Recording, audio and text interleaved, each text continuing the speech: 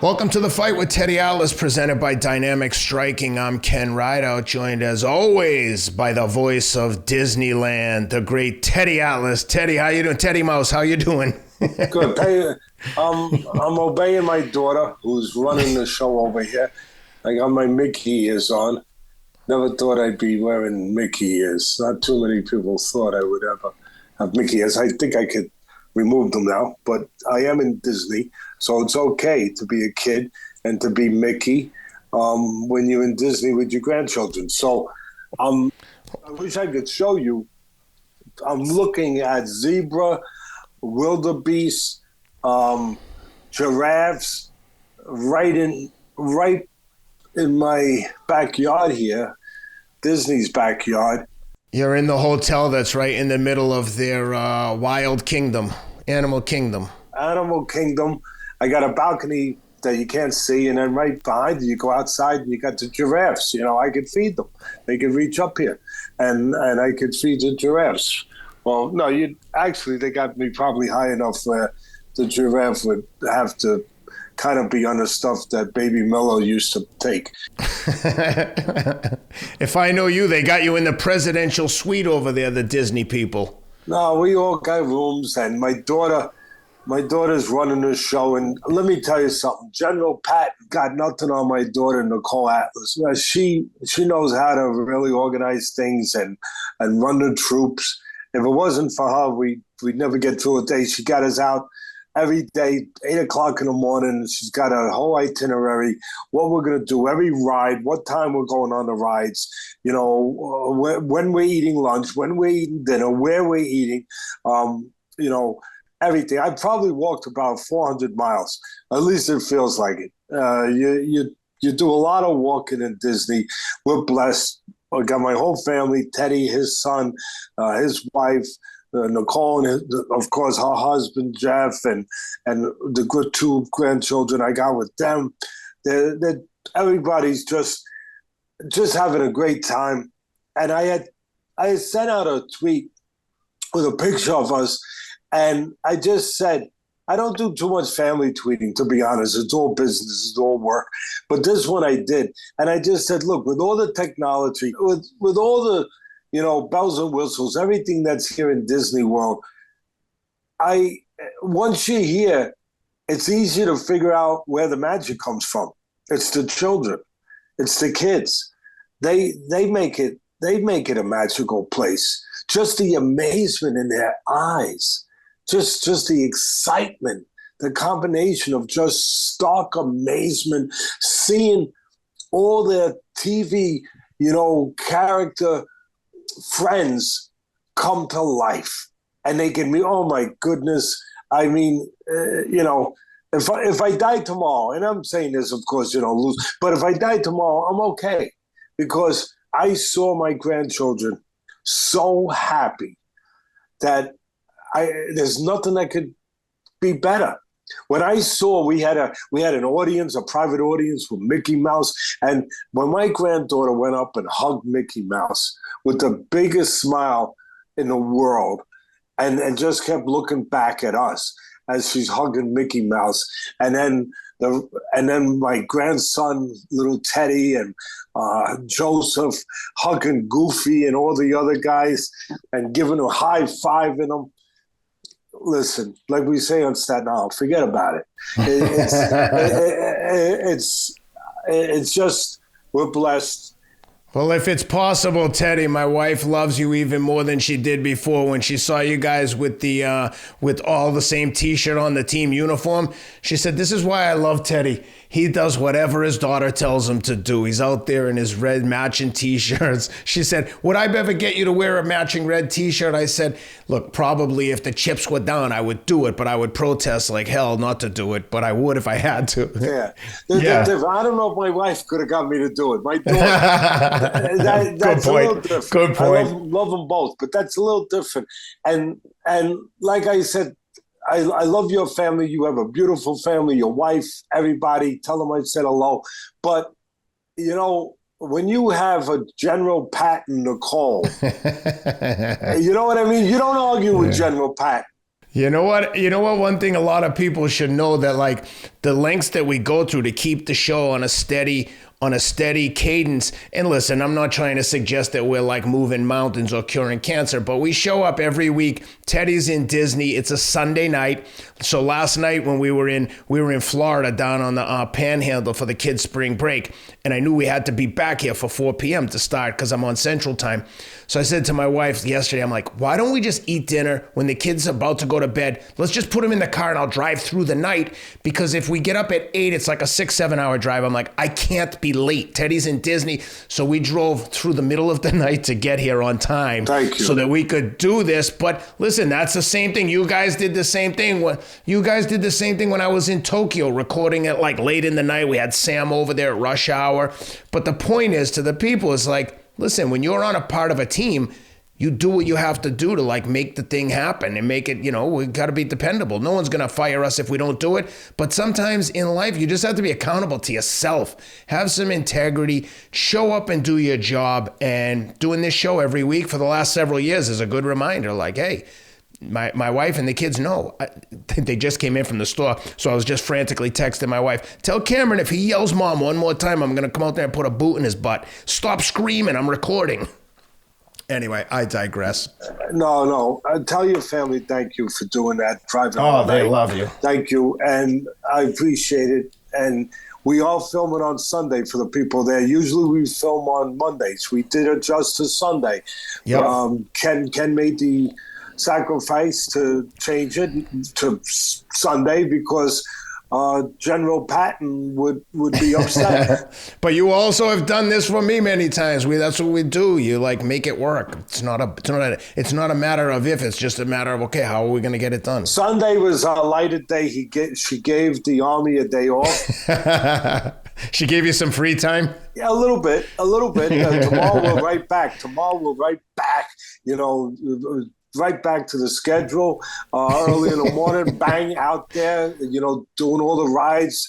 She's got everything. Like I said, she's got everything, appointments, everything. I'll tell you one last thing about Disney. Obviously, the people that run this place, they know they have a captive audience, and they know one thing. You will do anything for your children, Ken. That's right. Anything. And that means they can gouge the crap out of your price-wise. To the tune, you ready? I know people are going to laugh, where they can charge $7 for a Snickers bar.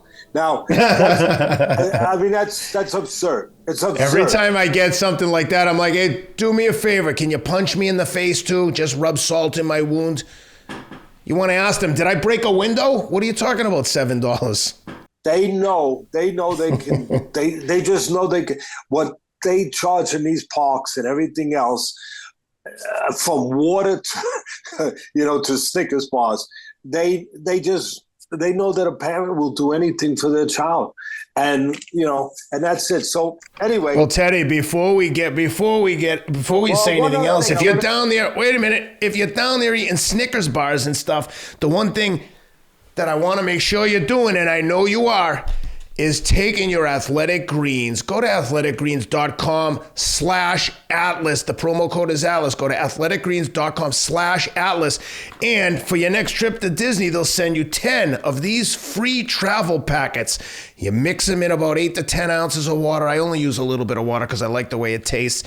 And drink it down. You're going to get 75 whole food sourced ingredients. So even if you're in the park eating hot dogs and candy bars all day, if nothing else, make sure you're getting all your vitamins and minerals to prevent you from getting sick, Teddy, especially if you're going to be around an army of children. Those guys spread germs like it's going out of style. So please make sure you're taking your Athletic Greens every day, especially when you're on the road. athleticgreens.com/Atlas, 10 free travel packs. Sorry, Teddy, go ahead. No, Athletic Greens is the healthiest thing here in Disney, and it's only because Teddy Atlas has it here in Disney. Only because you imported it. Yeah, it's the healthiest thing, and let me tell you, it's a lot healthier, but it's also a lot cheaper than the other stuff that they're pushing over here. The other thing before we get started, the NCAA basketball, March Madness is officially here. It's crazy. I don't have time to watch games. I'm with the kids and all, but I get a peek at a few of the scores and a few of the late at night. I get to look at stuff. And March Madness, really, that's an appropriate name. You talk about Madness. Right away, number one, bang. Good. Number one, Purdue, boom. 7'4" center, number one in the country. Bang, gone, finished. Fairleigh Dickinson from New Jersey. Yeah, right away, bang, knocked out. They didn't waste any time living up to their name of March Madness. Teddy, Friday was one of the best days I've ever had watching sports with my kids. We're not a big basketball family, but we were watching March Madness, and I was explaining to them the significance of a 16 beating a 1 and a 15 beating a 2. Princeton. My father-in-law went to Princeton. He was so happy. Again, not a huge basketball family, but we were jumping around screaming in a game we had no connection to whatsoever. I said to Shelby, I go, This is what I love about those first 2 days, Thursday and Friday of March Madness, when the 16s get a chance to beat the 1s. Only happened 2 times in history. What a friggin' thing. And UConn is our official team of this family. All my kids, every time there's a game on, they're like, Dad, who are we? My kids, Dad, who are we rooting for? I said, I don't really care about any of these teams. I just want to see a good game. But with this one, I said, okay, guys, our official team is UConn. Teddy's friends with the coach, so we're pulling for UConn. So now the kids are all on the UConn bandwagon. Friends with the coach, and I talked to the team, and That's right. I text Danny. Danny texted me a couple hours ago. He's the coach, great coach, comes from a great, just to forget about it, a royal Dynasty. Family of basketball geniuses and people. But he, I'm praying for him. I'm rooting for him. UConn. They got the toughest bracket in the West. I'll tell you what, Iona was no cupcake, man. What do you call it? Patino had his team ready to go. It was touch and go early in that game. I was nervous, but they pulled it out. No doubt.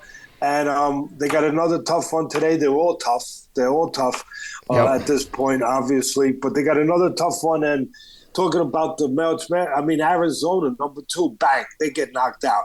Yep. Kansas, another number 1. Number 1, bye. 2 number 1s gone, 1 number 2 gone. And you just said it. For me, the Cinderella team is Princeton. Oh, yeah. And the only thing that pisses me off about Princeton, it's a beautiful story. I don't have them in my freaking pools and brackets. Look, I'm from Staten Island. Yeah, we got pools for everything. Not only football, but we got pools for NCAA. Yeah, we do. And we also have where you can pick the Final Four, and then you pick the winner, and you pick the final total score for a tiebreaker. We got those. And I don't have any Princeton. So they're scaring the hell out of me. I know they've already destroyed a lot of brackets for people, destroyed it. They blew out number 7 Missouri after knocking off the number 2 team. I'm really worried that they could knock off my number 1, which is Alabama. I'm worried they could knock them off too, because my son pointed out to me they're not only are they a well-coached team, but and a disciplined team, but they're athletic. Yep. And they're more athletic than people ever gave them credit for. And they could shoot the hell out of the ball, but they got guys down in the paint that can freaking control the paint and get the ball in underneath and get the rebounds too. It's almost worth losing a bet to see a Cinderella story like that. I don't want to lose. My wife laughs at me all the time because sometimes I make emotional hedge bets. Like if the Patriots are playing in the Super Bowl, when they played the Giants, I had the Patriots to win the Super Bowl from the beginning of the season at like 14-1 or something. So when they were in the Giants, I'm like, I got to hedge this. I got to put a few grand on the money line. So I can either lock in, like, I think I locked in a $6,000 win, or I could have won like 14 grand. So I was like, I have to do this, but it was painful. Take some of the sting out of it. That makes betting sense. That's just good business. But the last thing I want to talk about Princeton is I love the attitude of their players and their coach, where they have that mantra going, nothing is impossible. And That's you know right. what? I tell you, it's the perfect model, obviously for March Madness tournament, but for all of us. If history has taught us anything, it should be just that. Look at the amazing people in this country. It's funny that a basketball team has to remind us, or I'm sure we remind ourselves of it in other ways. But sometimes that they can remind us of that, of all the amazing people, what they've done, just with courage and conviction for what they believe. And they go and they've done some impossible things like walking on the moon. And I was jotting that down to myself. And then all of a sudden it hit me, yeah, that's incredible that we walked on the moon. Whoever thought we could have done that? But how about just people walking on Earth again that doctors had told them they would never walk again? I mean, that's what you can do when you have that mantra, when that's your motto, to say there's nothing impossible. We should all remember that, all of us. And again, maybe we're reminded of sometimes in sports, just a thing like that. Whatever it is, it's a good thing. It's a good thing that nothing is impossible. And the one thing I added on my list is even like a 50-plus-old Ken running a 2.5 minus or sub 2.5 hour marathon. That that's another damn good one that made my list. Man, I hope Princeton. Look, it's hard to, after saying that, it's hard to root against Princeton. It really is. But you know what? I want to win my bracket. All right, let's get to talking about, All right, let's hit the activity in boxing over the weekend. Gilberto Ramirez was scheduled to fight. He fought. He was supposed to fight. Give me one. So let me make sure I get the name right here. While I pull it up, Gilberto Ramirez. Ken, how do you come in 7.5, whatever the hell it was, pounds? He was going to fight Gabe Rosado. So you know that this is a showcase for Ramirez. He's going to tune up.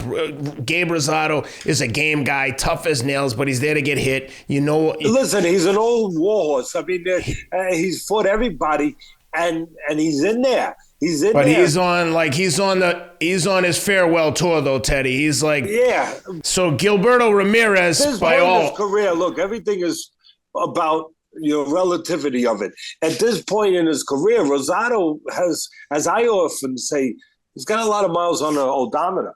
And he's shot one. I mean, but he's got a name. He's the perfect guy for Ramirez. He's up in weight. He campaigned at a lower weight class. Anyway, it was clear what the fight was all about. He came in. Ramirez comes in 7.5. So it was all about getting Ramirez back up with a win. Yep, exactly. So he screwed up, but he screwed everyone involved, his trainers, Rosado, everyone who was supposed to get paid, he screwed up. And I guarantee you that Rosado was like, I don't care if he's 100 pounds over, we're doing this, but I guarantee the athletic commission was like, nope, this is too much. This is a bridge too far. No amount of money, we're not letting this happen, because they knew you can look at that on paper and know what it is. Now you're going to give him a 7.5 pound advantage, like you're going to get someone killed. I think that whoever made the decision made the right decision. That wouldn't have been healthy or good for anyone. What are your thoughts? We shouldn't be given, I agree, but we shouldn't have to be given accolades and medals out to people to do what their job is to do.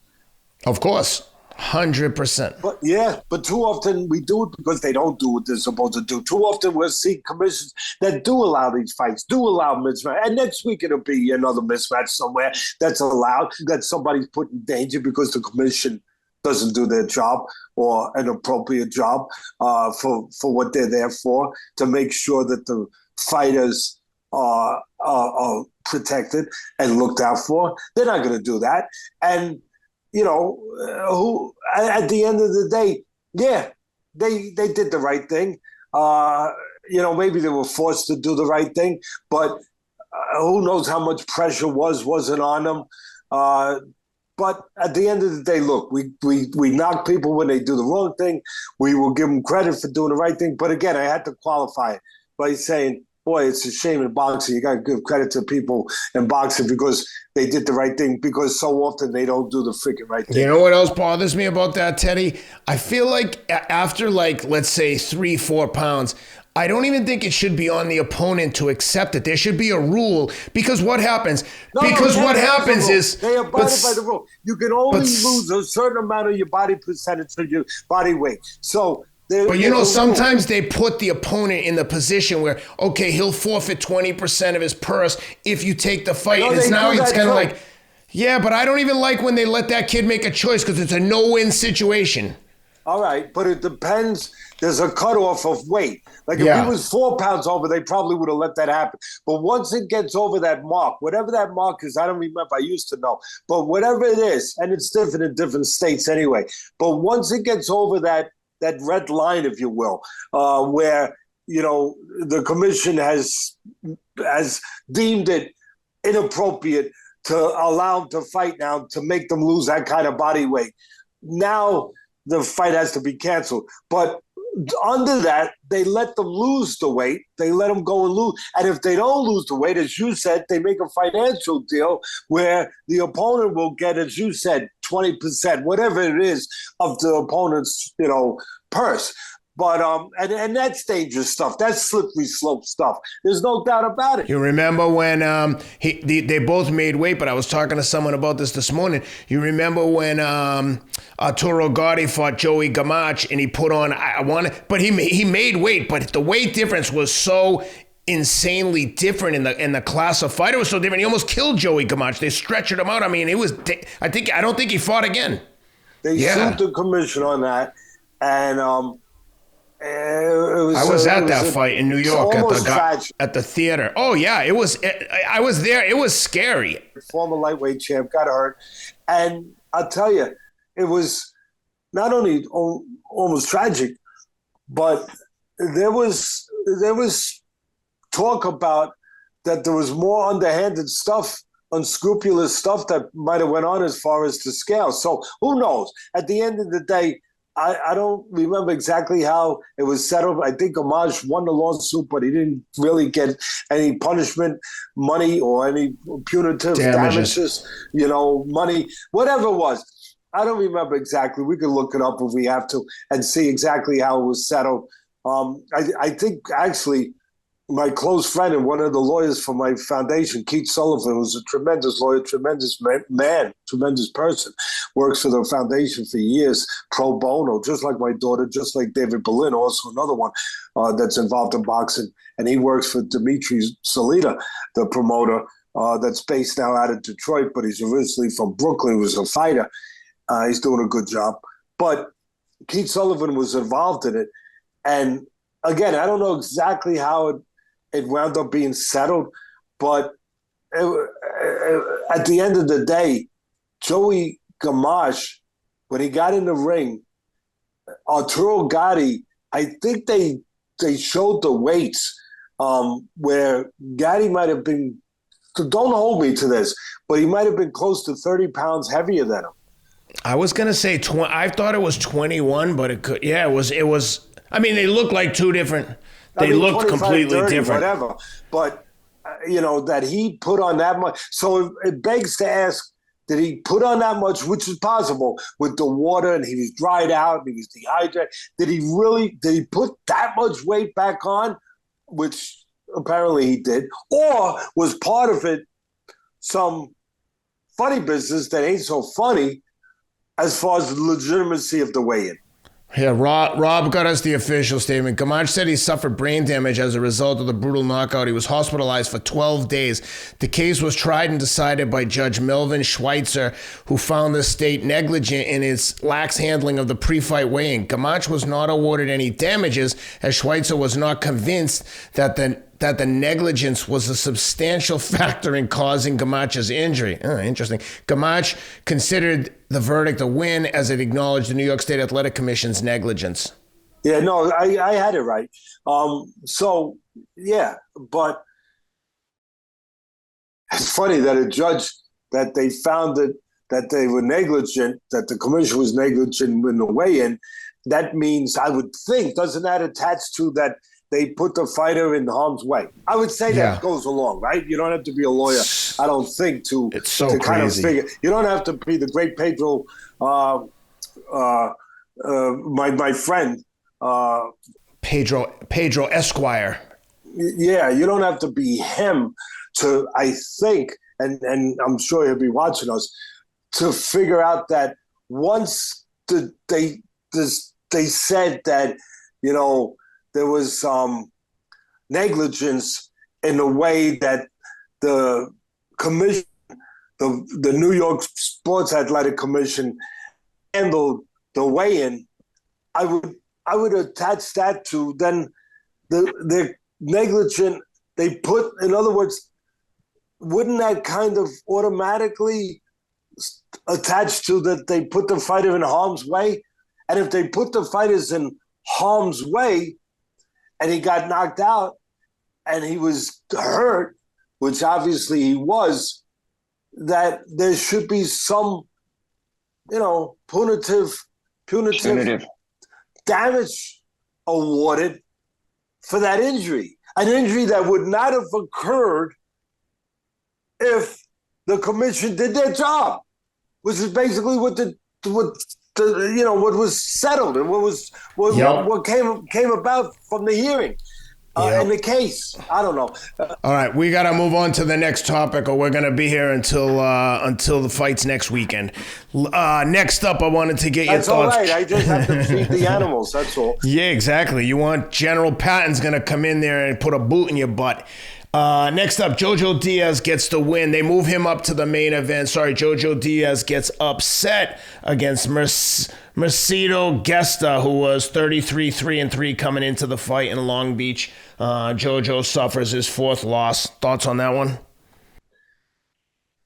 No, I mean, listen, Jojo Diaz, former champion. He gets beat by a guy 33-3, and good for Gesta. I don't.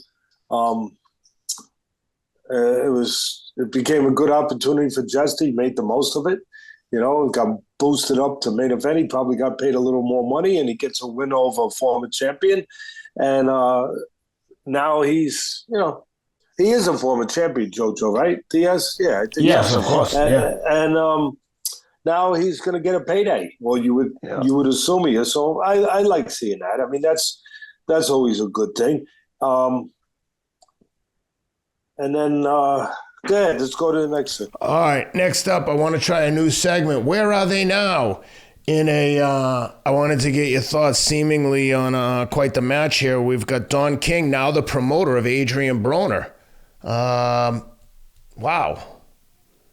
Thoughts? Well, we talked about it earlier. And we stole each other's thunder already, right? We basically said the same exact thing. Yeah, if there was ever a match made in heaven, here it is. And the only other thing I would add to that, because we both thought of that, and that I would add to it is, God really does have a sense of humor. The only thing that would be more appropriate is if in the concession stand they're selling bottles of cure-all snake oil.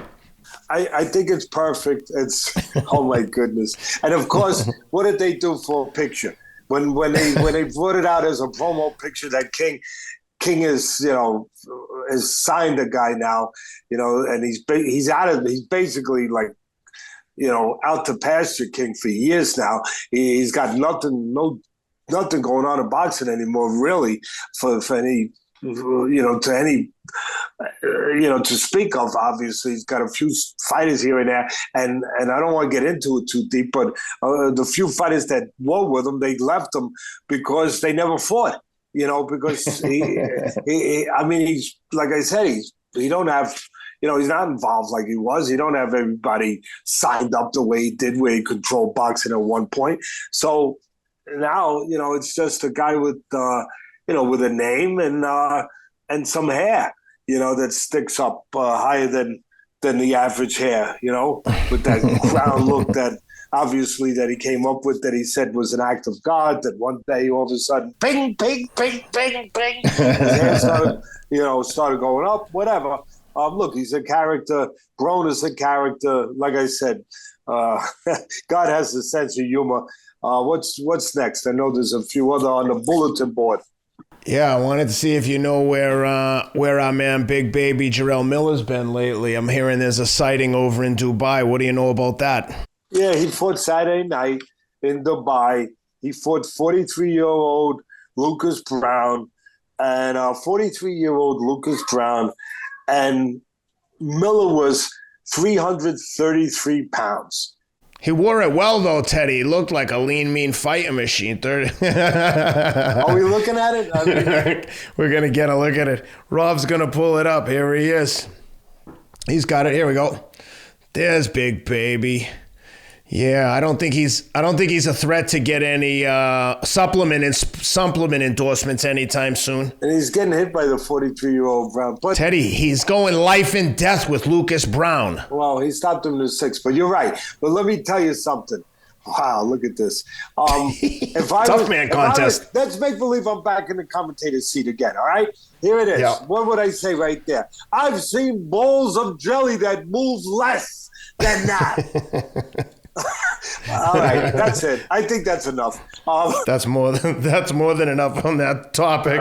Okay, that's good. How many times did that guy fail a drug test? At least 3, and he keeps getting signed by promoters and then put on shows, main events. And listen, he only hurt himself. Let's be honest, because he went and he blew a $5 million fight to fight Joshua, and what happens? Andy Ruiz steps in. He's not exactly a guy who's on, what do you call it? What is the name of that diet? Craig? Jenny Craig. Yeah, he's not exactly on a Jenny Craig or athletic green diet. He's not on any diet. Andy Ruiz, he's on the seafood diet. I hate to be that corny, but he sees food and he eats it. But he steps in, he gets that opportunity, he knocks out Joshua, he makes the $5 million, whatever they. Plus the rematch. I bet that win. Andy Ruiz made like $20 million. Well, I think a little less, but whatever. No, but that we know of. But I mean, there's also sponsorships. There's points on the pay-per-view. I don't know if it was the smartest one to get, but he got one with Snickers. Yeah, but here's the thing: you can't make this stuff up. No. But he got his Snickers bar sponsor, and I think that instead of getting paid, they gave him all the Snickers he could eat. I don't know. It was a product-only deal. I have no idea. All I know is he was 280 pounds for the rematch, and of course Joshua won that fight back. And there's one other that I didn't give you on the bulletin board, Ken, that I just realized. Hang on, before we do that, I just want to get your thoughts. John Pascal in action again. He's getting up there in age as well. He's 40 years old. He lost the fight over the weekend to Michael Efford, who came in at 11-1 and gets the win. Listen, all I can say is Pascal's been shot for a few years. He's 40. How old is he? 40? 40 years old. 40 years old. He's been shot for a few years, to be honest. And he's got plenty of heart. He won on heart. He won some fights, but his legs have been gone. He's been shot. I'm glad. I hope he retires now because he's got a lot of miles on the odometer, as I say. He's taken a lot of punches. And he's been a world champion. He's had a really terrific career. But, it's time. Maybe he got forced. Maybe this loss is good, that he gets forced to retire. Because as I said, I look at him, my eyes don't lie to me. I've been in this business, 50 years in this business. I've been watching him the last couple of years. And even though he's been hanging in there, which is remarkable, he's a guy that needs to be doing something other than taking punches for a living anymore at this point. The other one that I wanted to tell you before we got on, I just realized I forgot, was that Canelo, I guess, announced that he's defending his super middleweight title against John Ryder. I saw that.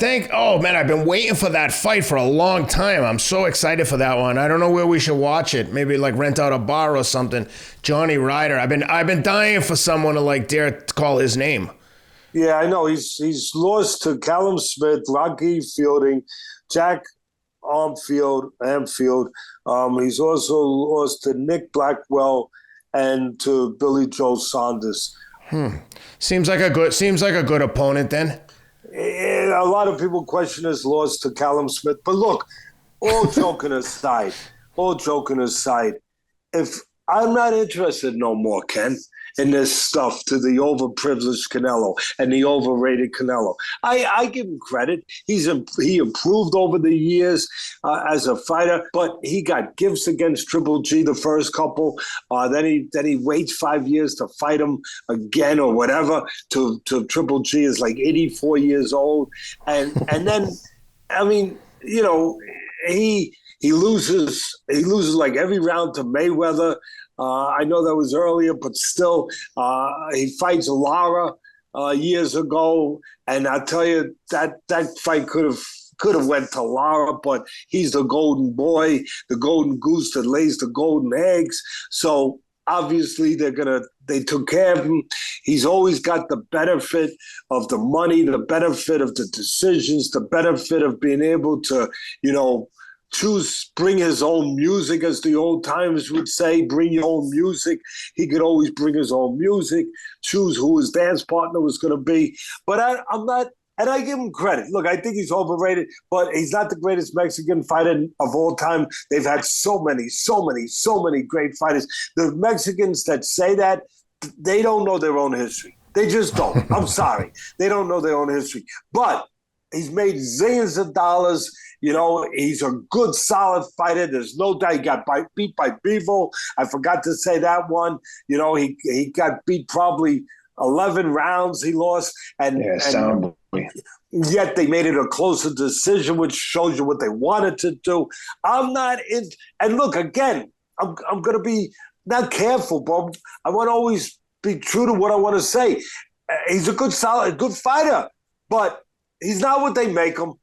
And if he wants to be considered if he wants to match up how his reputation, how he should be considered, match it up with the money he gets paid, he's got to fight Benavidez. If he wants Teddy Atlas to say, yeah, okay, take my hat off, take my headset off. Yeah, you are better than I gave you credit for. Yes, you are. Go fight Benavidez. You're 168. You put all the belts together when you build.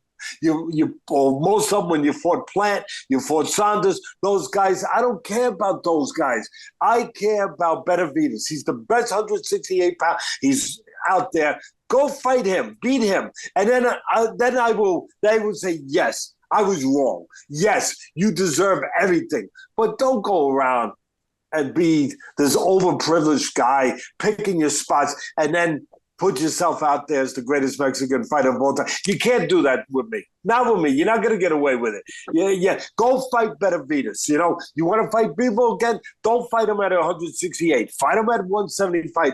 Don't handicap Bivol and fight him again. But that's probably not going to happen because they have the excuse of the weight that he was big. Okay, fine. So go. You have no excuse for that. You're the 168-pound champ. You want to be considered the best in that division right now? Beat Benavidez, who's the other 168-pound division champion. That's it. That's all I got. While we're touching on that, we got Benavidez, Caleb Plant. I was going to hit that after we hit the UFC, but while you're on the Benavidez kick, I'm assuming you got Benavidez.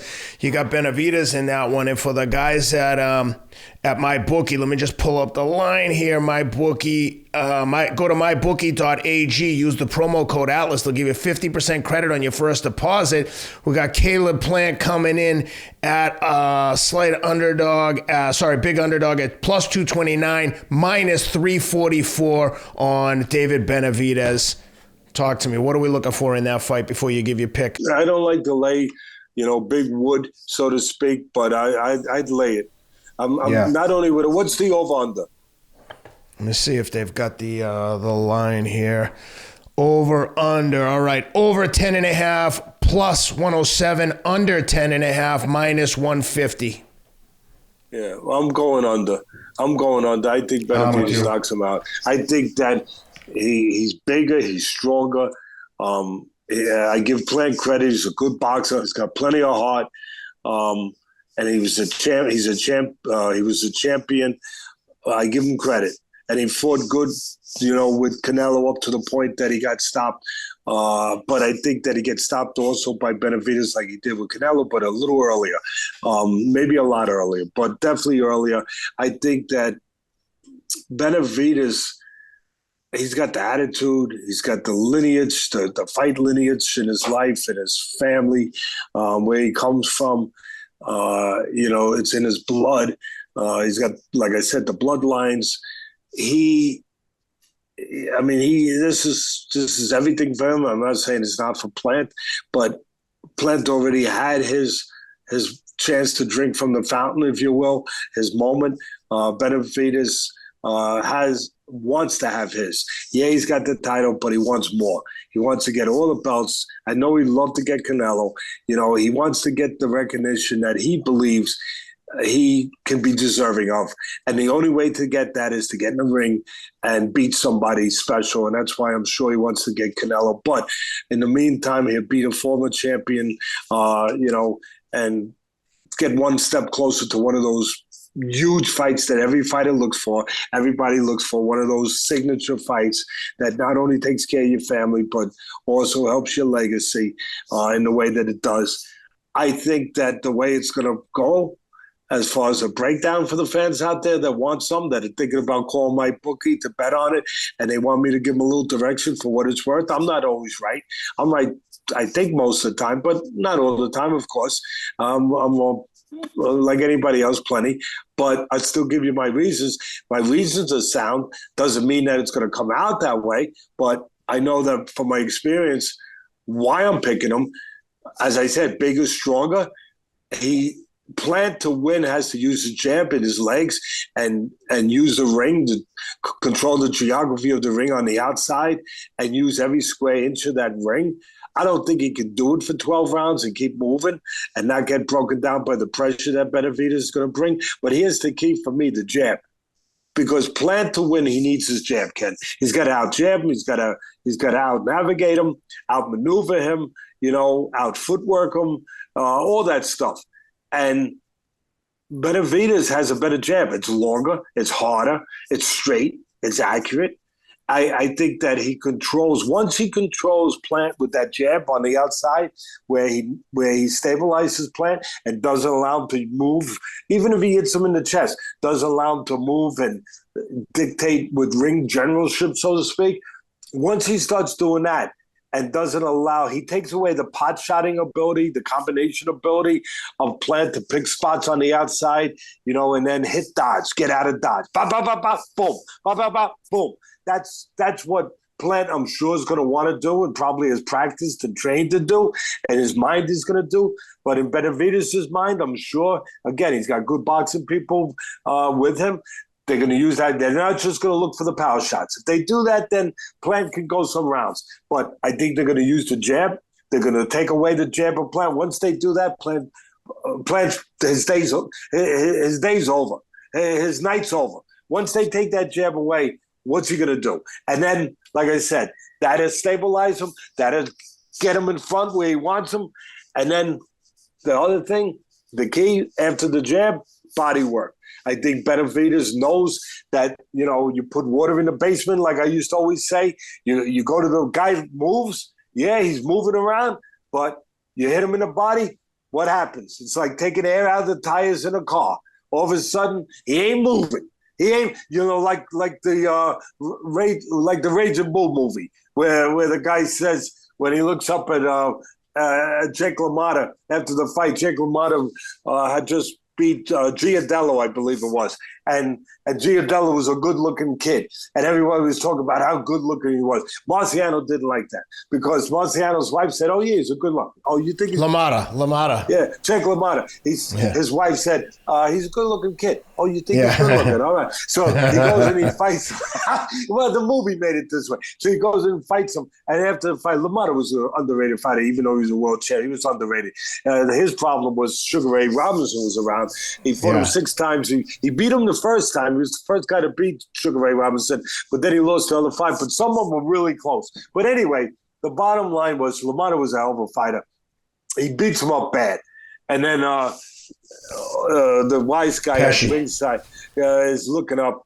He's looking up to one of the not Pesci, not his trainer brother, but a guy who was playing Frankie Cobble, really, Oh, yeah. guy who ran boxing back in those days, a mobster. He looks up, and one of his guys, I think it was him. No, I think it was him. He looks up and he sees Giardello all bloody, and he goes, "Ain't pretty no more." Ain't pretty no more. So I think along those lines, he ain't gonna be moving no more once Benavidez starts banging that body, putting water in the basement, taking air out of the tires, and once he starts doing that, and he starts to basically make him unable to use his wheels, and he's in front of him. Well, I don't have to tell you what happens next. Benavidez has what Crawford has a little bit too. He's like a mean guy. He has a mean streak in him where you're like, damn, this guy is like, he's angry. Yeah, he's a fighter. And Plant seems to have issues, like big beefs with everyone he fights. Like they seem to be at each other's throat. Maybe that's his process. There's something going on now. I don't want to get into it, but you know it. There's something going on now that's out there with the gym that he was training in. The gym owners sending stuff out on the internet. Said he didn't pay his dues. He says he did, but I don't think you need not those a good kind look of for things anyone going on before a fight with Benavidez. No. Not that you want that in your life at any time. But before a fight with Benavidez, I don't think not so much. Yeah. All right. Well, let's jump into the UFC. I know you got to go see Mickey Mouse and the crew, and I don't want Nicole to call me and yell at me. Let's start with the co-main last night. Justin Gaethje. He already yelled at you. Listen, it's over. Because she loves you guys, but she already allowed me out today to do this. I mean, and then believe me, I will pay tomorrow. I will pay, but you know what? There's no paying. There's like I said earlier, it's nothing but the greatest blessing in life that I will be with my 3 grandchildren again tomorrow. And by the way, I got to throw one in. I know I've given a few accolades to Nicole, but I can never give her enough. Or my son, or my wife, or my son-in-law, or my daughter-in-law, or my grandchildren. But I got to say, but even if you don't hear it from me, how incredible Nicole is, the way she works, the way she takes care of her family. She's a lawyer. She works a full day. She takes care of her family, goes on a bus to Manhattan, comes back to Staten Island at night, feeds them dinner, gets them ready for bed, reads them a story. I mean, if that's not enough, she's out here doing all of what she's doing here, right? Yeah. And I'll put it out there, I don't think everyone knew this, she's 5.5 months pregnant. Oh, damn. I didn't know that. Congratulations to Nicole. We're going to have another granddaughter in July. In July. Wow. God, thank God. So I mean, she's walking around. So every time I want to complain for a second, like when I was walking, and my feet were like really, really barking and screaming at me, right? And saying like, Teddy, are you and my lower back and everything else. And I'm walking and I was about to, want to slow down, and she's always ahead of me. I look and I see her belly protruding, and I say, Teddy, shut up and keep walking. Wow, that's big news. Congratulations to the whole Atlas family. Grandfather for the 4th time. That'll be exciting. New babies are awesome. They're like puppies. It's so great to have them around. It was like puppies. We're so blessed. Everyone loves a puppy. Hey, all right, listen. Co-main, Justin Gaethje in tough. Rafael Fiziev, they go like back and forth, life and death. Incredible fight, but Justin Gaethje does what Justin Gaethje does. Banging all night. It was an incredible fight. Justin Gaethje gets a decision. Official scorecards read 29-28, 29-28, and 28-28. Decision goes to majority decision goes to Justin Gaethje. How'd you like that fight? Speaking of Animal Kingdom, which is where we are, right? Yep. Both of those fighters, Gaethje and Fiziev, they both are really true beasts. They can fit in here anytime. Yep.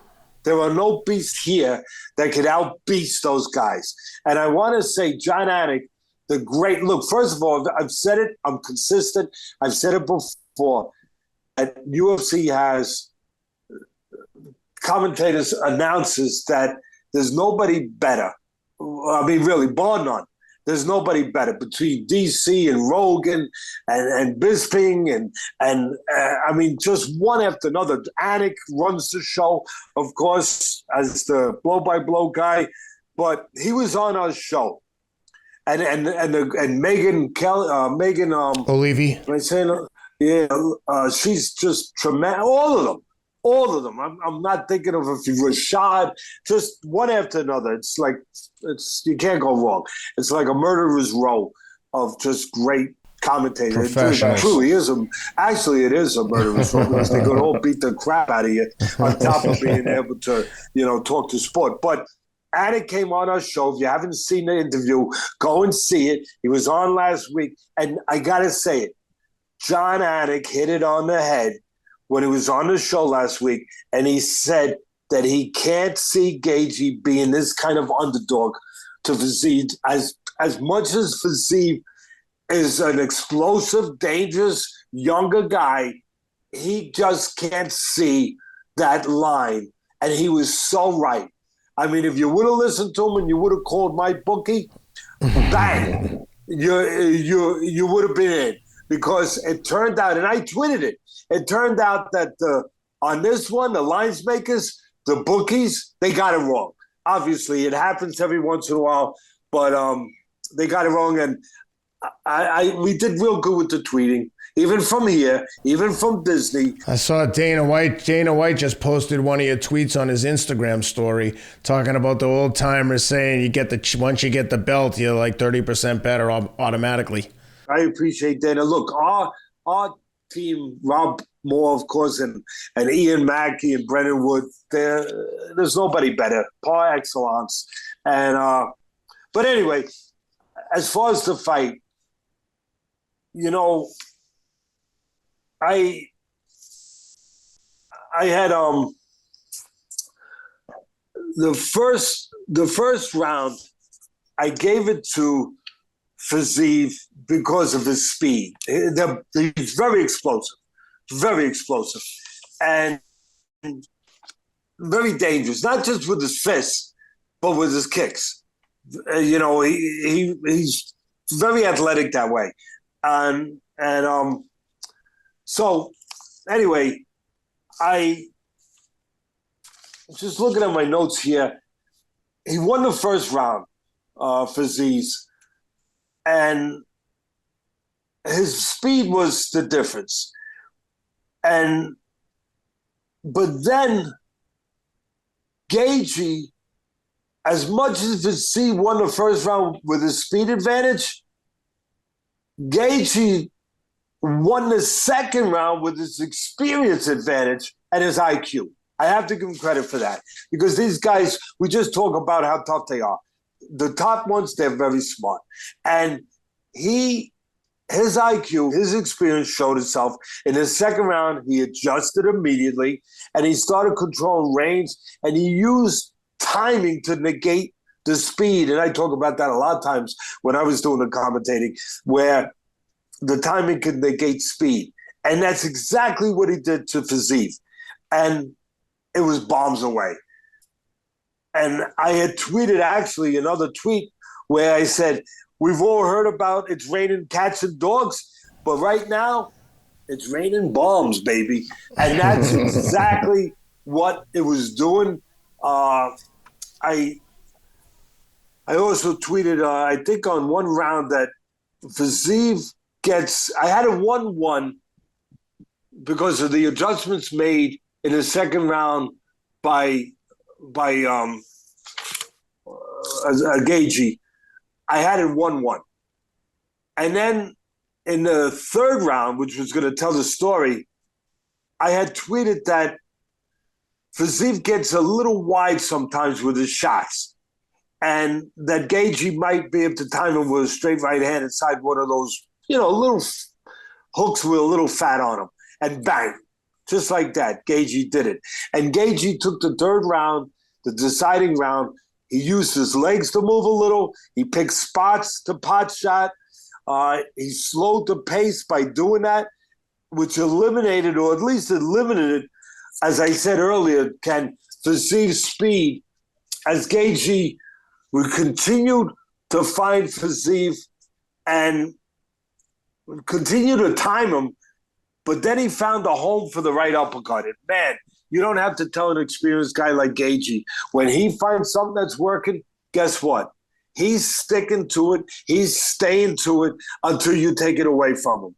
And, you know, the way he made adjustments, quite frankly, Fiziev wasn't able to make an adjustment. He continued getting hit throughout that third round with that right uppercut. He showed great chin, great heart, because Gaethje, you know, he can strike, he can bang. And it was just really brilliant planning on the run, is the way I put it, by Gaethje, and tremendous performance by him. And a great fight by both of these lions. Like I said before, they could come here to Animal Kingdom anytime, and I'm sure that the lions would greet them. They would say, "Oh yeah, we know these guys. Welcome, brothers." Because they truly are the lions with two legs, as many of them are in the UFC. So that's my take on that one, and that leaves us where you'll take us into the main event.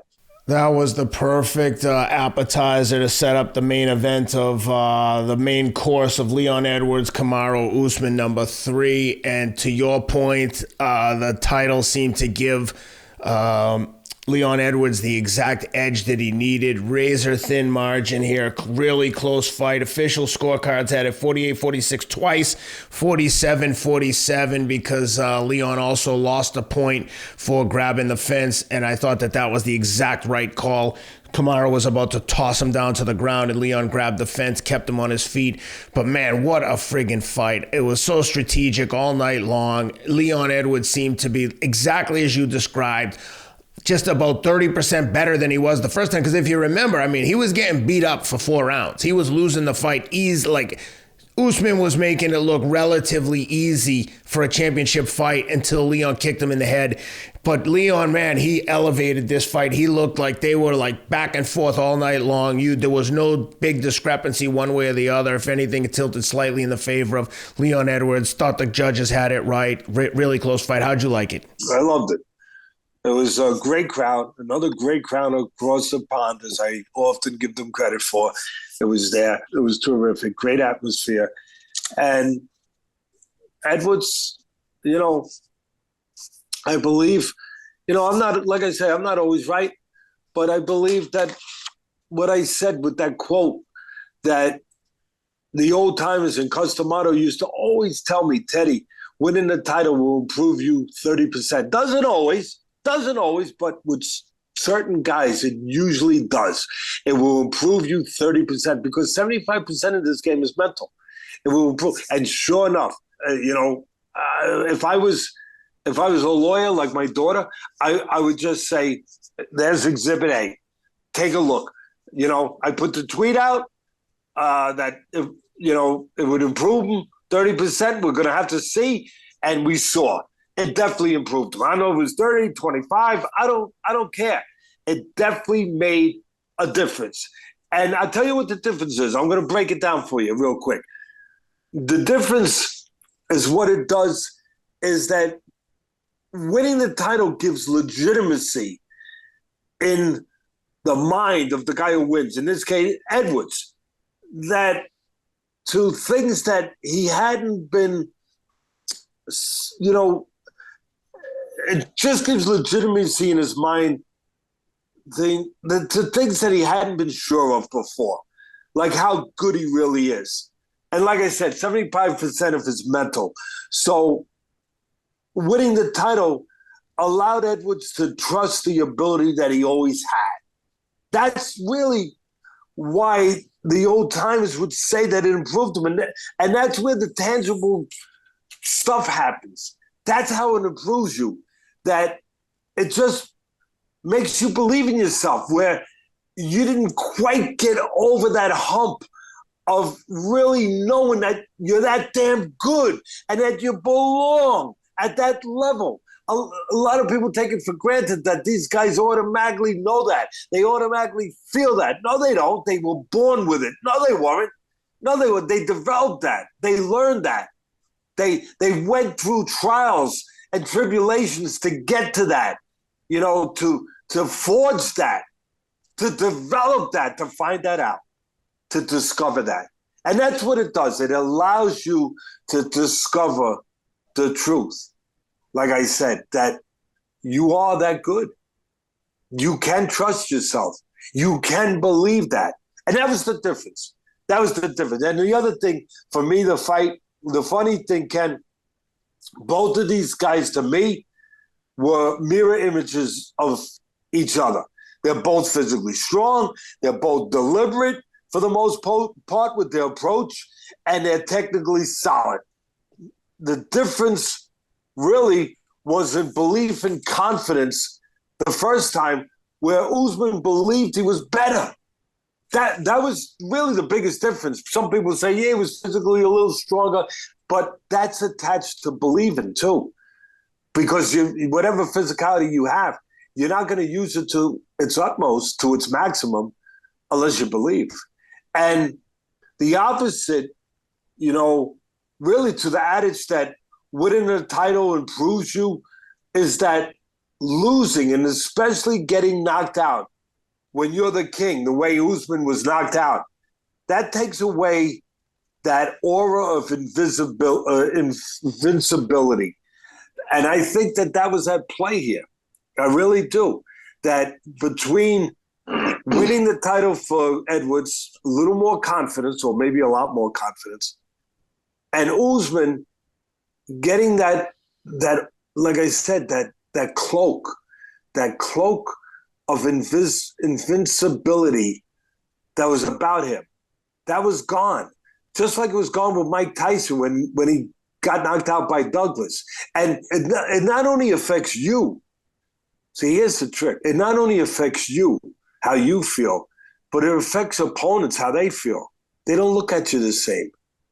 You're not that guy anymore. And that's a big part of it. That's a big, big part of it, Ken, that they're no longer as intimidated maybe, or beaten before the fight to a certain point, to 5%, 10%, 20%, 50%, that a lot of guys were with Tyson. That they no longer buy into that. And I think that was at play here for Usman and for, as I said, Edwards, where he was no longer that, he was no longer that 14-0 guy. I think he was 14-0 in the UFC at that point. He was no longer that guy anymore. So I think that the fight, the first round, I kind of expected Usman to lose. And I'll tell you why. I thought it was going to be spent chasing the ghost from his attic. In other words, just getting his feet back on the ground after the knockout and knowing he's okay. And I thought it was going to take a round that he would probably lose just for that to happen, to chase the ghost. Get out of here, ghost. Just get him out of the attic. And he lost the first round,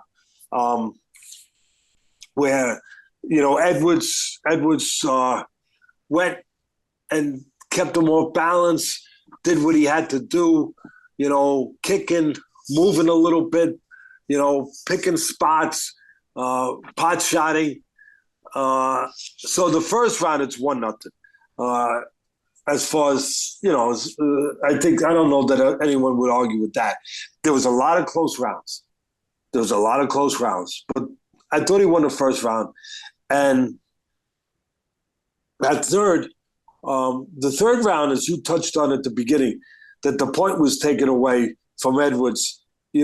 Obviously that was a pivotal round because depending on whether you gave it to Edwards or Usman, it was a close round. Forget about the point taken away. The swing could be 2 points. So it's 10-8 if you think Usman won the round, or it's an even round, 9-9, if you thought Edwards won a round. So that was a big, big that was a key round, that third round. But again, staying in chronological order, I had Edwards winning the first, as I said, and Edwards had a great fight plan in the first round. He used his legs to kick. He also moved. He kept Usman off balance, like I said. He didn't let him get set. And I thought that it kind of showed something, at least to me, that Usman's strengths can also be his weakness. And this is what I mean by that. He's physically strong and he's technically solid, so he needs to be set to work. And Edwards understood that, and he never let him get set. And he took away what he needed to be set to deliver. So it was 1-0 to Edwards. In the second round, Usman smartly, and I tweeted this, he used his right hand, his straight right hand, versus the southpaw stance of Edwards. It's the southpaw killer I used to always call when I was calling the fights, to score. So he won the second round. Very smart. It was now 1-1. And that's when it gets tricky, as I said. The third round, that's the one again. You know, I said it already. You could argue Usman won it, then make it a 10-8 with the point deduction against Edwards. At the end of the day, close round. I always got to be, transparent with what I think. I love Edwards. He's been on our show. I thought Usman probably had the edge in that round. Okay? I thought he probably had the edge. So that would give him a 10-8 if that was the case. Then the fourth round, Usman continued doing what he was doing, applying great pressure and feeling better about himself. But Edwards did a good job moving and picking spots to pot shot. Again, a very close round, Ken. Very close. I went into the fifth round and the last round tweeting, Edwards really needs a good last round.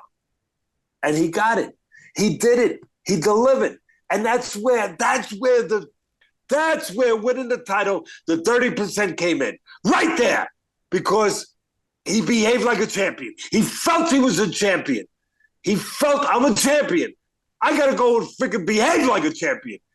And that was it. That was the fight right there. He took the fifth round. If he got the fight after, and he didn't win that round, I'd be out there yelling, Usman got robbed. Now, I know there's a lot of people that think Usman got robbed. And there's a lot of people that think Edwards won.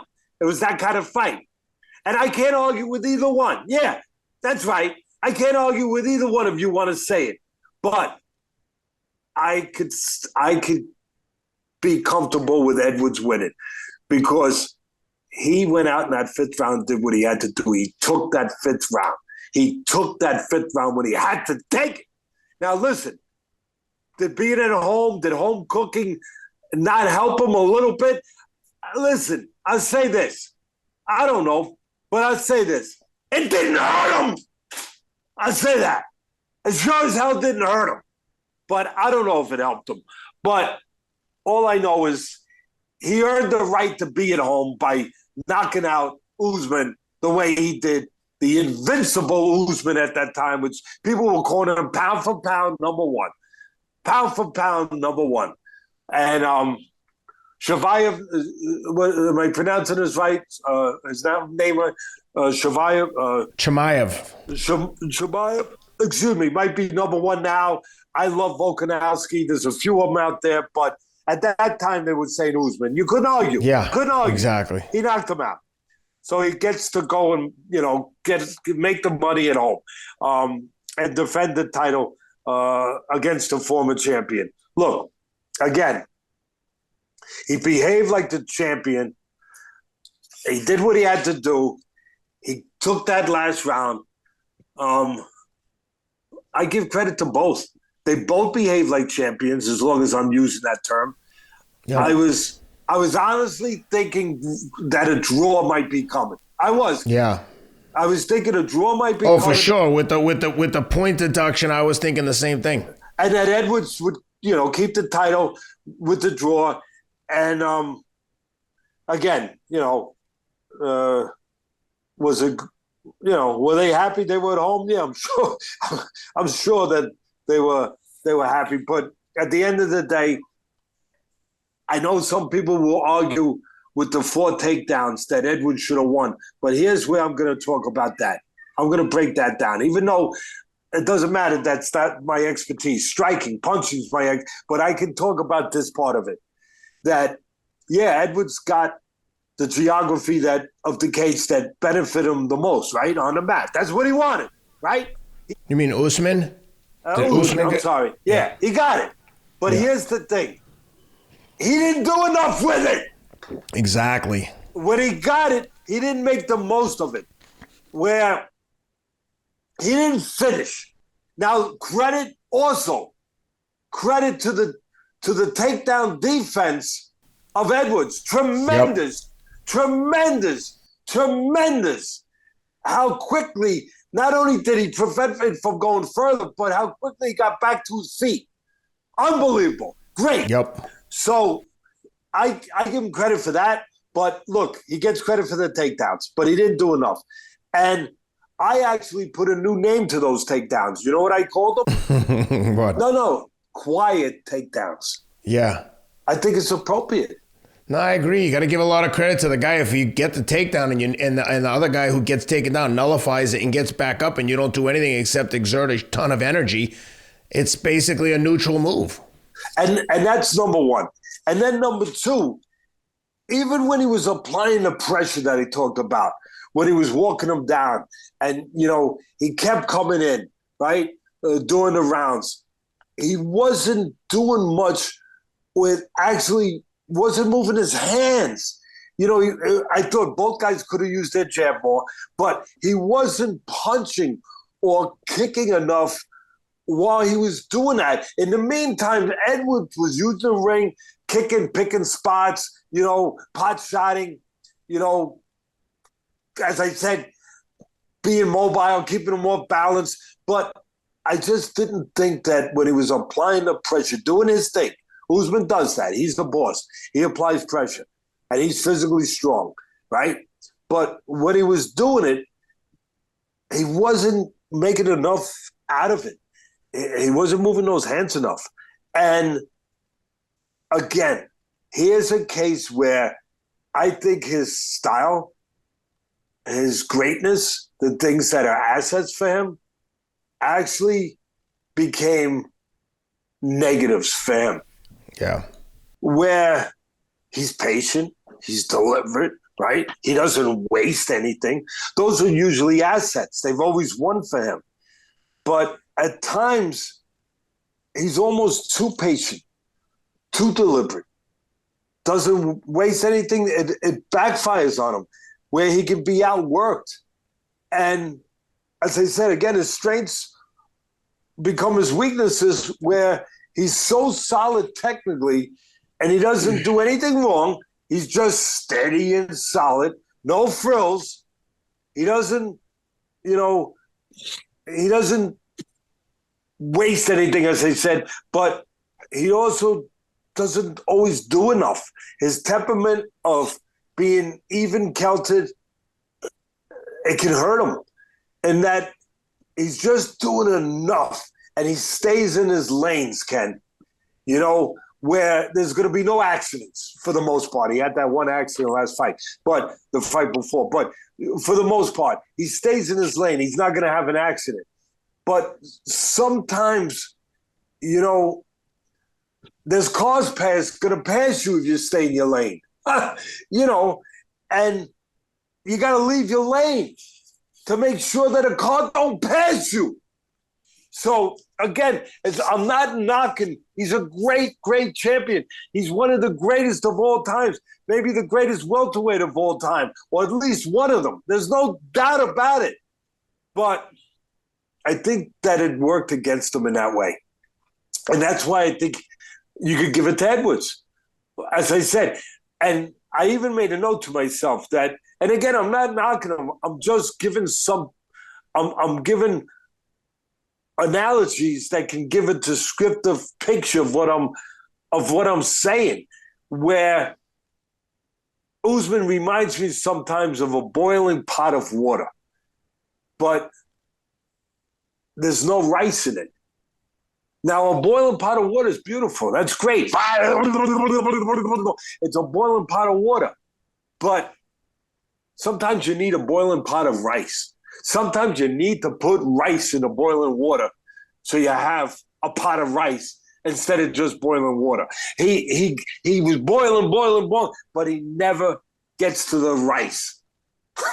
You know, and he doesn't finish. He doesn't do what you expect him to do with all that pressure, with all that talent. He doesn't do that extra something. It's always been enough. Like I said, it's always been a straight because he doesn't screw anything up. He doesn't give anything away. But sometimes he don't take anything away from you.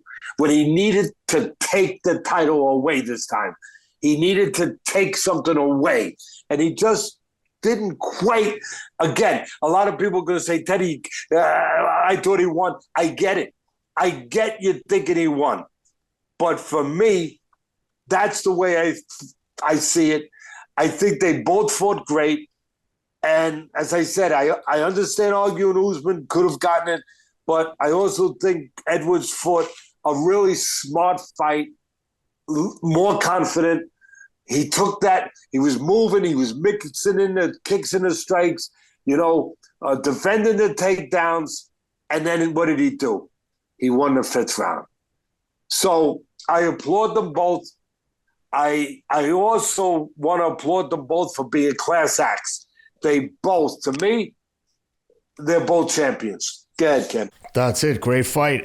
Before we sign off and let you get back out there to the family, I just wanted to get your thoughts on Fury, Usyk. They continue to go back and forth. Usyk saying there's no rematch clause like we talked about last week. Then Usyk sends a message I saw just today. I don't know when he sent it, but I saw it this morning where he said, look, the rematch clause is coming from your side. Stop with the game playing. Sign the contract. So they're both going back and forth playing games. I mean, listen, from what we know of Fury, he's a showman. He talks a lot. What we know about Usyk is that he's all business. So if we're going to the court of public opinion, I tend to think that Usyk will bend over backwards to do anything to get the fight made. He's already accepted only 30% to Fury's 70%. I think Usyk has his eyes on a bigger picture, whereas, hey, if I win the fight, I'll determine who gets 70-30 going forward. And as the undisputed heavyweight champ with all the belts, he'll have more than enough opportunity to make as much money, more money than he'll ever need, that's for sure. And but interesting theatrics going on there. What do you think? Fight going to get made, yes or no?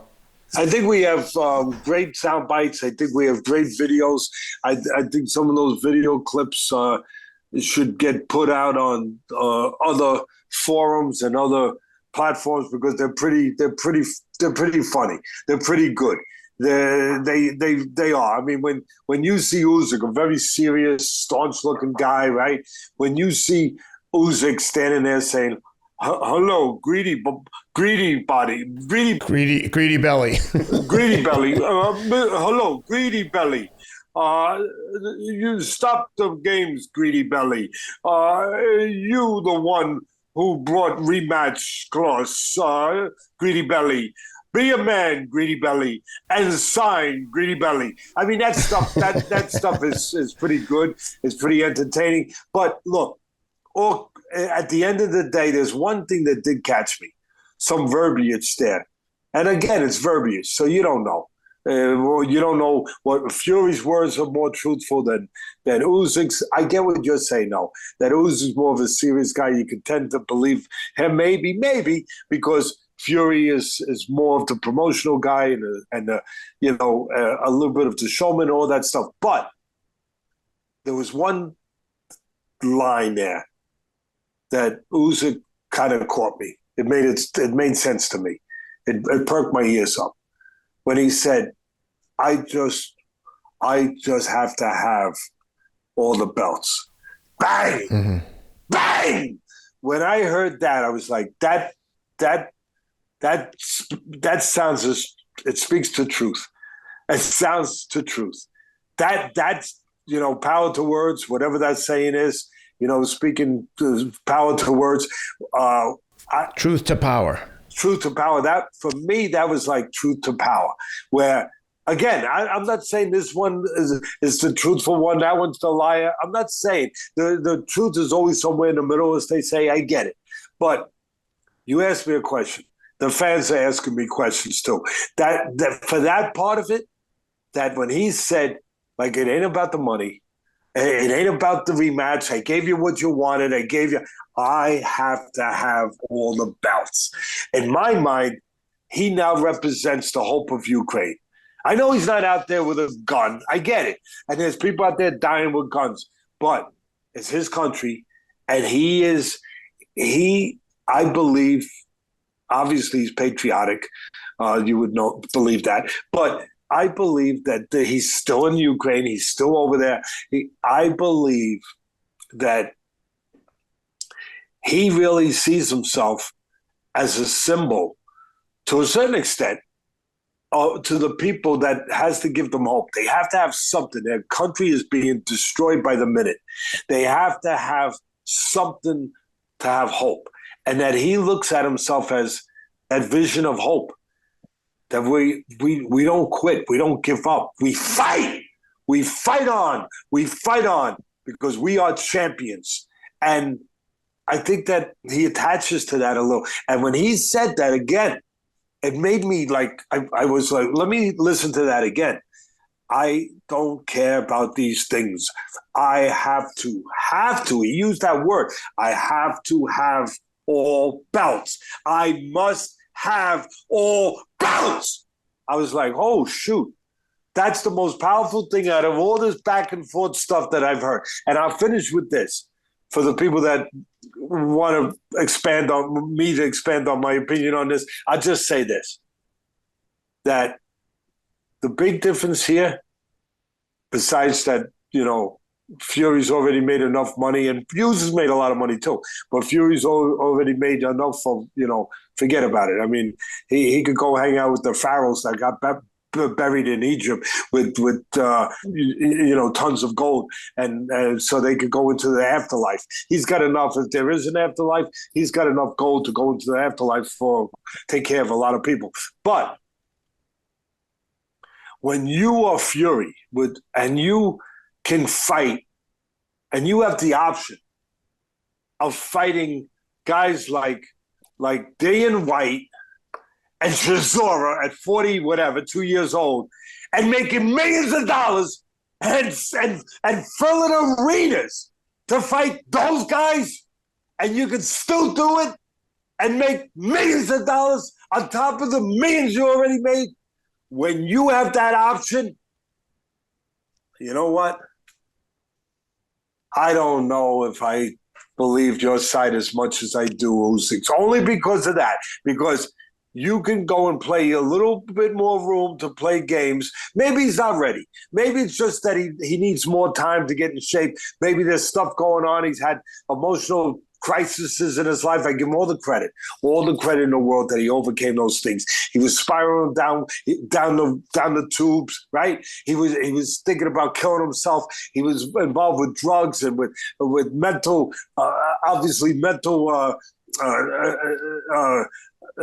where he was depressed, serious depression, all kinds of problems, and he came out of it.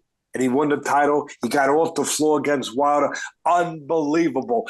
He deserves credit for all of that. And he's getting credit for it. And he's getting paid because of it. But when you now have the options of being able to be over there across the pond, where they will come out and watch you, 90,000, 80,000, make your numbers, 60,000 people will come out and fill an arena to fight the guy that really serves the Guinness in the pub over there. I mean, I'm joking. I mean, it's not the guy that serves the Guinness, but close.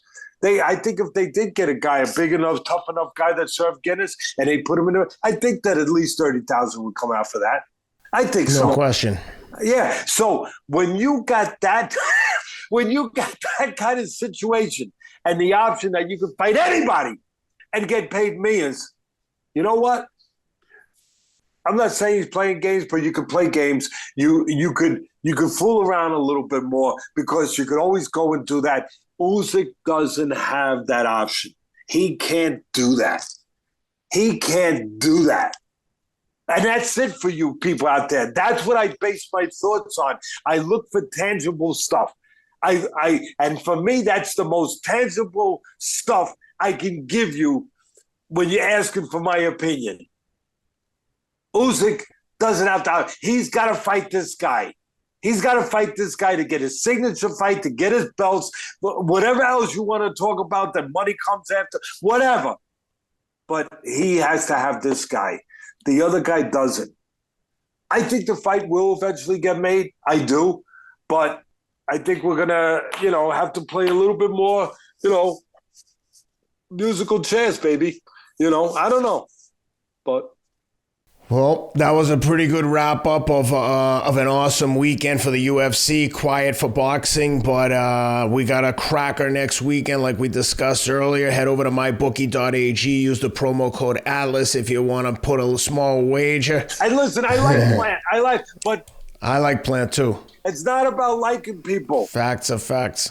It's about my opinion. My opinion, is not locked into stone, but it's my opinion, and I base it on my experience and the facts as I see them and as I know them, and as I know them and as I see them, I would bet the under. That's it, Teddy. Go enjoy the rest of the time in Disney. Thank you for doing this while you're on vacation. Give my best congratulations to Nicole Atlas Esquire, third time. Wow. Awesome. Happy for you, man. That's really beautiful. I know you're happy, and that's what it's all about. So blessed. And the only thing is they've been living with us for 3 years because when COVID hit, they sold their house in Vale, New Jersey. Beautiful. They moved in for a couple months. It's been 3 years. They're still with us. And now they bought a house in Rumson, New Jersey, and they're moving, I guess, in October. And you know what? Now I say to them, you guys can move, but the kids got to stay. That's right.